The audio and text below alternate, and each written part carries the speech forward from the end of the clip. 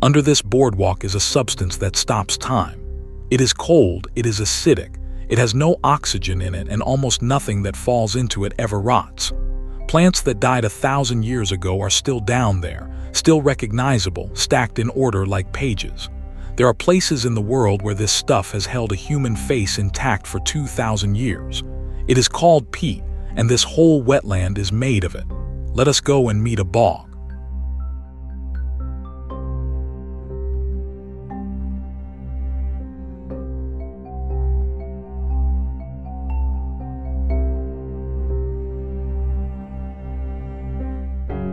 We are at Big Bay, on the east side of Madeline Island, the largest of the Apostle Islands, in Lake Superior off the far northern tip of Wisconsin. Big Bay State Park covers about 2,350 acres, with 4 miles of Lake Superior shoreline and 1.5 miles of sand beach.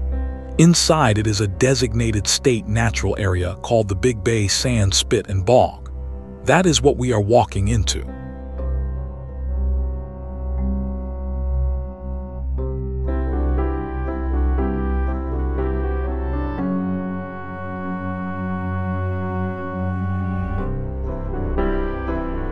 The whole story of this place is one sentence long.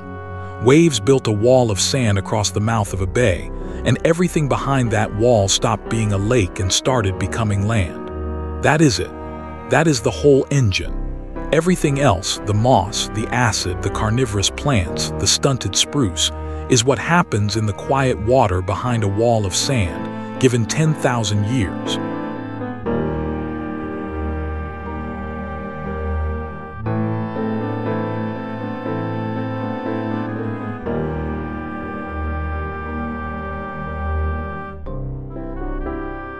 Start with the rock briefly, because it is the source of the sand. The bedrock under these islands is red sandstone, laid down roughly 1.1 billion years ago in the sagging basin of a rift, a place where the continent began to tear itself apart and then stopped.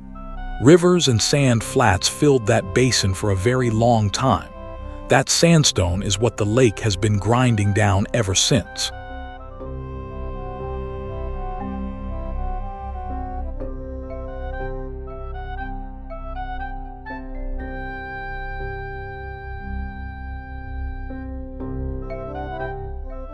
So the sand under this boardwalk has 2 parents. Some of it is that ancient sandstone, chewed off the cliffs of these islands by waves, grain by grain. The rest is glacial debris, the ground-up rubble of half a continent, dumped here by ice and now being reworked by water. Hold that thought. Every grain of sand you can see is either 1 billion years old or 10,000, and there is no way to tell them apart by looking.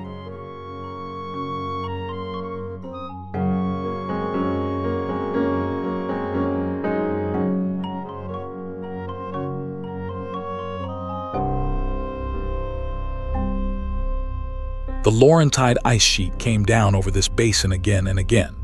Its superior lobe gouged out the trough that holds the lake, following the old weakness of that failed rift. The Wisconsin Department of Natural Resources describes these islands as having endured the crushing action of 4 glaciers in the past 100,000 years. Somewhere between roughly 15,000 and 10,000 years ago, the ice finally let go of this ground.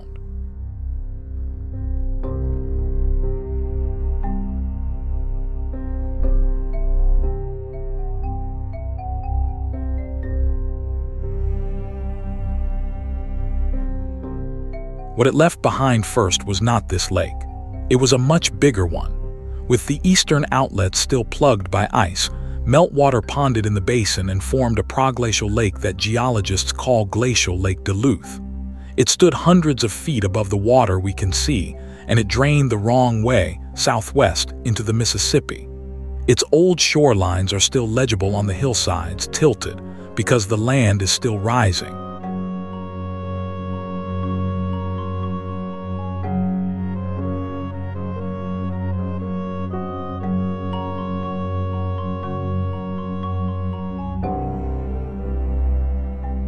And it is still rising. Relieved of 1 mile of ice, the crust is springing back, faster at the northeastern end of the lake than at the southwestern end. Gro's Cap at the outlet is rising about 36 centimeters a century. Duluth is rising about 5. The whole lake is very slowly tipping. Even the bathtub this bog sits in is not holding still.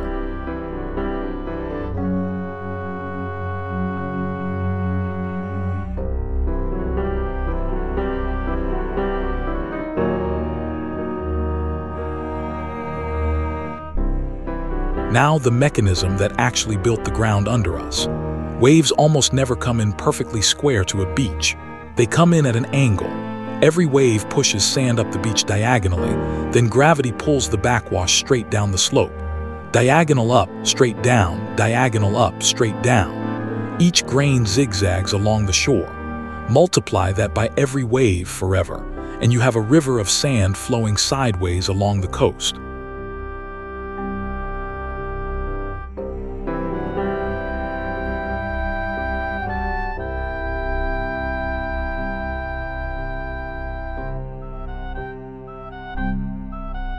Geologists call this Longshore Drift, and the current that carries it a longshore current. It is generated by wave refraction, waves slowing and bending as they reach shallow water, and it is relentless. It moves sand along a coast the way a conveyor belt moves cargo, invisibly, in one direction, for as long as the wind keeps blowing from the same quarter. This coast has been fed by that conveyor since the ice left.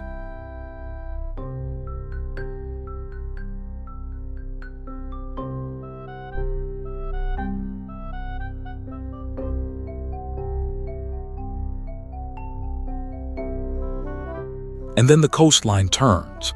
It bends into a bay, and the current, running straight on, finds itself suddenly in quiet, sheltered, deep water. And a current that slows down cannot hold what it was carrying. It drops the sand, right there at the corner in the mouth of the bay.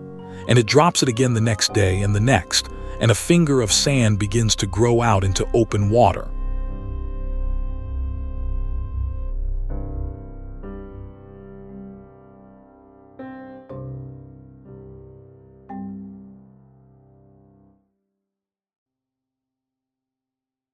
That growing finger is a spit, and if the sand supply holds out long enough, the spit reaches all the way across the mouth of the bay and closes it.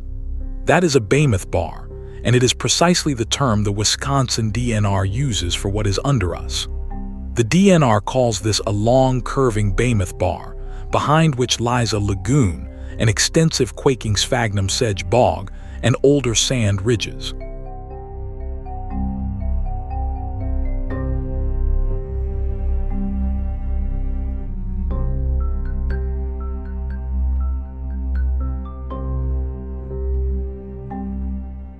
Older sand ridges, because here is the detail that makes Big Bay genuinely extraordinary, and it is buried in a single sentence on a state park geology page. The DNR says that shoreline currents and waves first built a barrier beach across the middle of the bay, and then later they built another one across the mouth of the bay. Not one bar, two. And Big Bay Lagoon does not sit behind a bar at all. It sits trapped between them.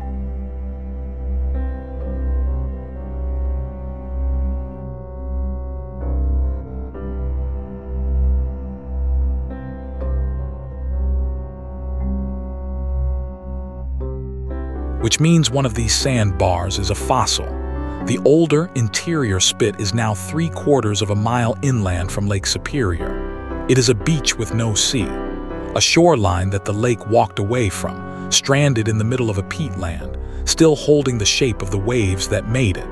If you want a number for how long this has been going on, that is your number. 3/4 of a mile of new coast.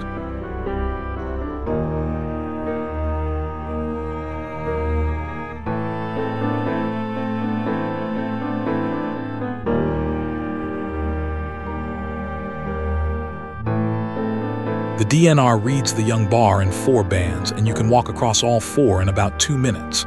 First, wet sand beach less than 20 feet wide. Then dry beach held together by beach grasses.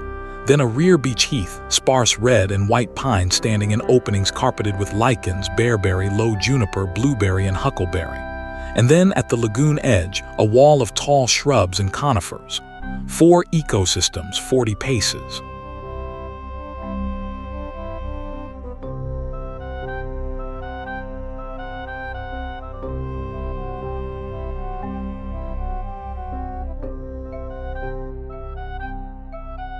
That third band is worth pausing on because it looks like the wrong biome. Lichen, bearberry, false heather, scattered pine. It reads like something from the far north or a desert. And that is fair because dry, loose sand is a desert. It holds no water and it holds no nutrients. The plants growing there are not there because the sand is good. They are there because almost nothing else can stand it.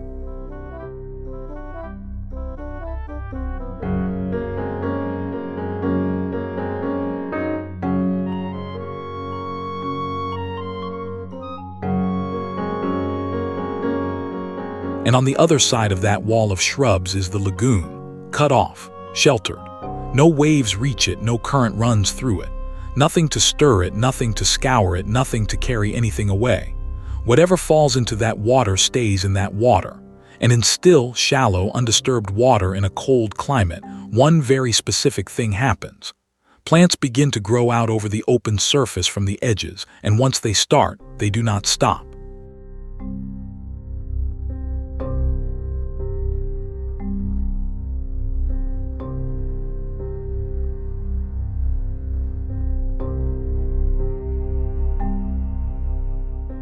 The Wisconsin Wetlands Association describes exactly this at Big Bay. The central lagoon is surrounded by a floating mat. Woolly sedge, coast sedge, twig rush, sweet gale, buckbean. Their roots knit together into a living raft that grows outward over open water, unsupported, floating. The DNR calls this bog quaking, and that is the literal truth. Step on it and the ground flexes because there is no ground. There is a mat and under it lake.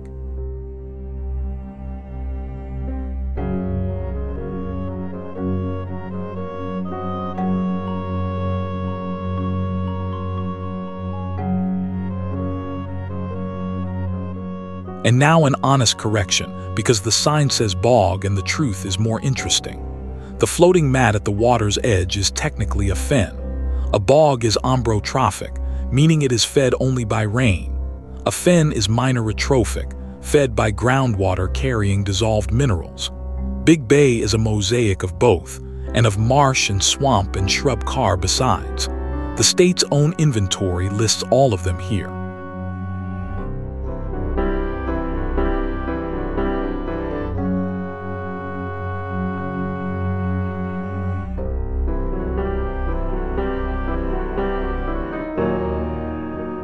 Here is how one turns into the other. As the mat builds up dead plant matter beneath itself, the surface rises.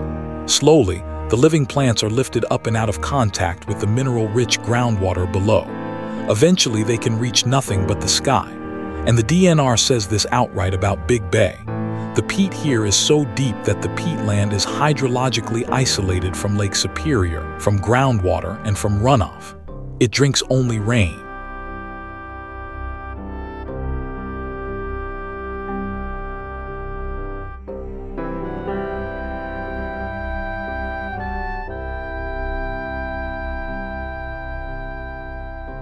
And the thing doing this is a moss, sphagnum. It is not merely a plant that tolerates acid water. It is a plant that manufactures acid water. Its cell walls are loaded with polyuronic acids, which can make up as much as 30% of its dry weight, and they work as an ion exchanger. The moss grabs nutrient cations out of the water, calcium, magnesium, potassium, and it spits out hydrogen ions in exchange.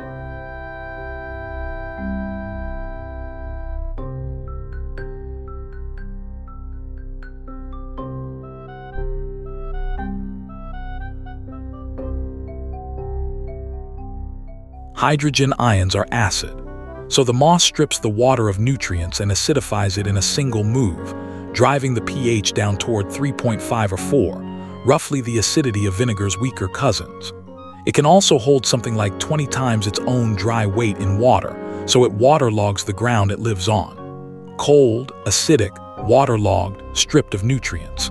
It is engineering the exact conditions that suit it and nothing else.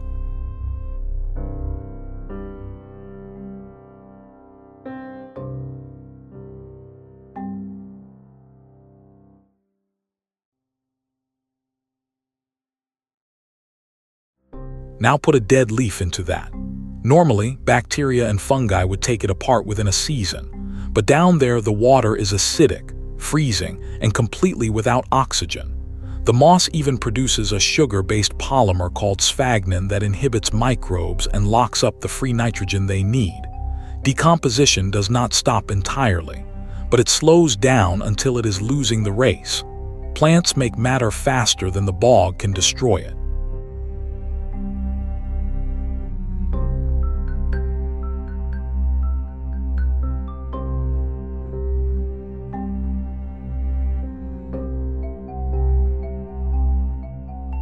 And what does not get destroyed simply piles up. Year on year, layer on layer, never mixed, never turned, never eaten. That pile is peat. It builds at something on the order of 1 millimeter a year, often less, which means a meter of peat is 1,000 summers stacked in order waiting. And that stack has a strange and famous property. It does not just store plants, it stores whatever falls into it.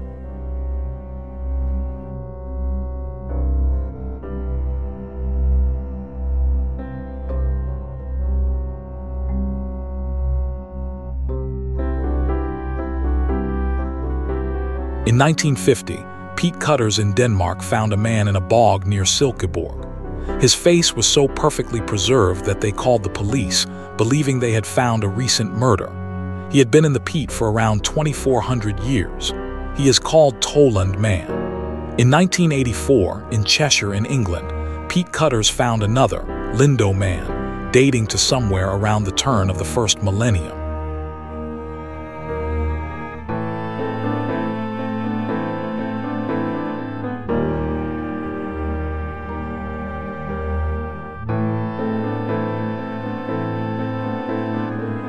And here is the chemistry, and it is genuinely eerie.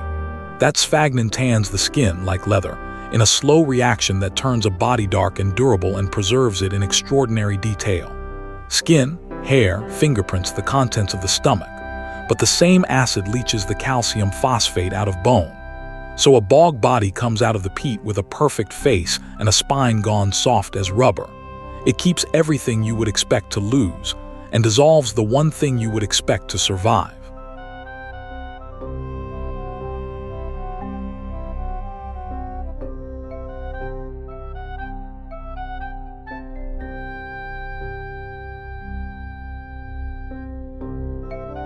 But the peat holds something quieter and far more useful to us than bodies: pollen.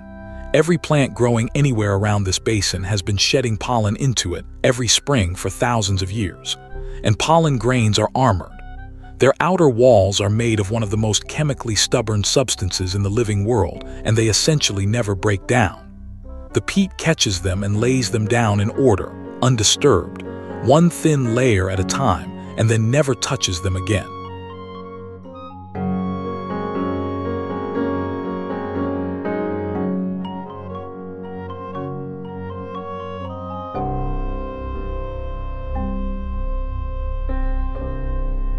So you can push a corer down through a peatland, pull up a column and count the pollen grains centimeter by centimeter. It is called palynology, and what you get is a continuous record of what grew here, and therefore what the climate did, running back across the entire Holocene, the whole 11,000 years since the ice. Add microscopic charcoal and you get the fire history too. A bog is a book. Most of them have not been read.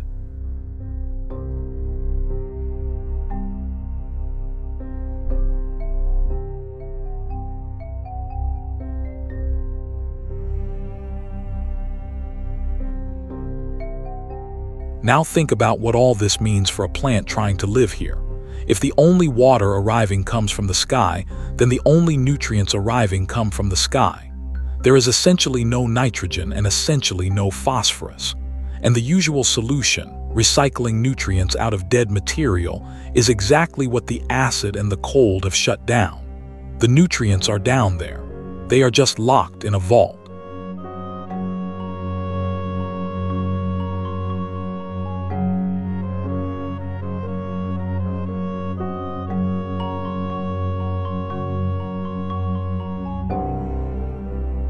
So a few plants stopped waiting for the soil to feed them and started eating animals instead. The purple pitcher plant grows here. Its leaves are rolled into pitchers that fill with rainwater, and the inside is lined with hairs that all point downward. An insect can walk in. It cannot walk out. It drowns, and the plant takes its nitrogen. The soil said no. So the plant found nitrogen that could walk.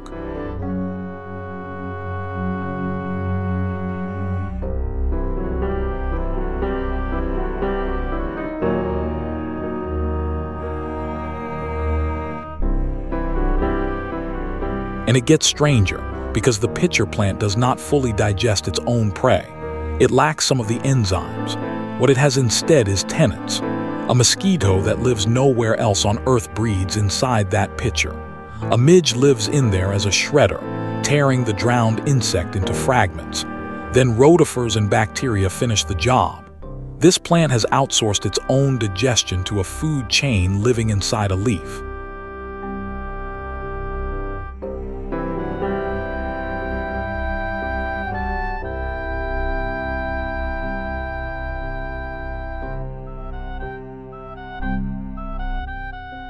And down among the sphagnum is the round-leaved sundew, which took the opposite approach.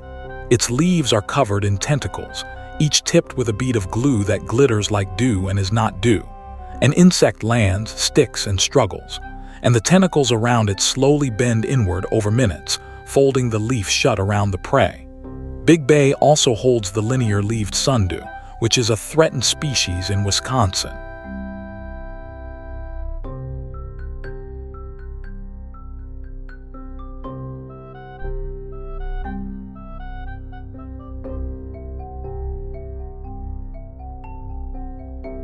And then there are the trees, and they are the best story out here.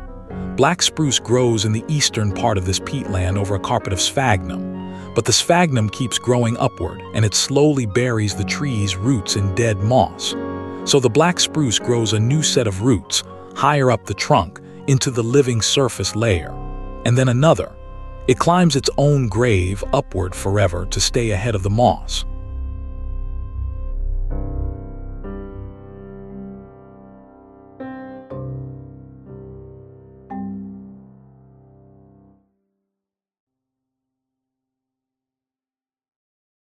Beside them, bordering the old inner spit, stands tamarack.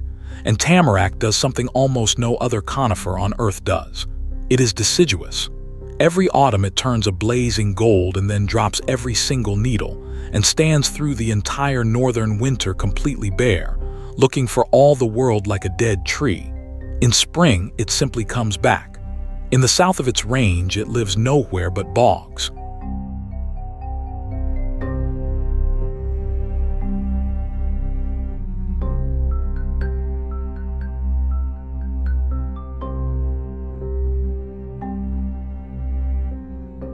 And now the number that should stay with you. Peatlands cover only about 3% of the land's surface of this planet, and they hold roughly a third of all the carbon in all the soil on Earth.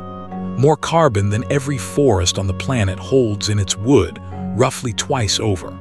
All of it kept out of the atmosphere by nothing more than cold, acid, and a lack of oxygen.